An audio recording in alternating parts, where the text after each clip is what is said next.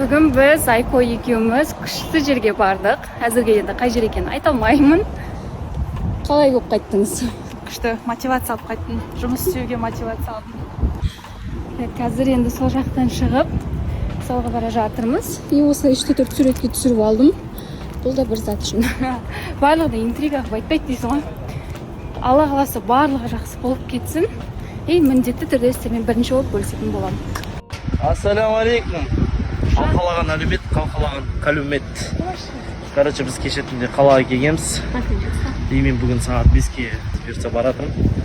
Ал мына кісі ешқайда бармайды. Ол кісінің тірліктері үйде бар әлі. Шаруа деген іште қалады. Там сағат 8-де тұрдым, 5-те тұрдым мен. Мына кісі 8-де тұрды. Жем уже даже. Я біз тұратқанбыз уже.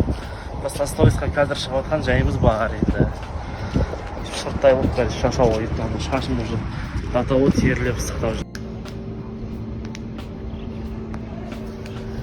Еба, әлі күтіп отырып қойдым. Таңғы 9-да келгенбіз. Собачка жұмыста бар ма? Поле ашып дейін отыр. Мазы қалды. Прикинь. Рабочий сезіп отырмын өзімше. Англияда клубника теріп жүргендер сияқты ма? Тату жатырып қой бұлай. Обед қой. Ой, бля. Ал біз аягөз екеуміз шықтық салонға. Қазір кірпігімді алдыртам, қайтып басқа кірпік жалғатам.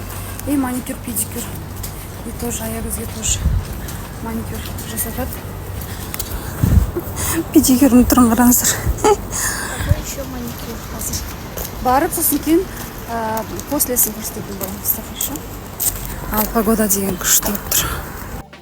Так, негізі мен бағана түсірем, үйтем дедім, бірақ енді ол жерде түсіруге рұқсат берген жоқ. Аштым. Шашымды күшті укладка істедім. Өзім істедім. А так вообще я же не умею делать укладку.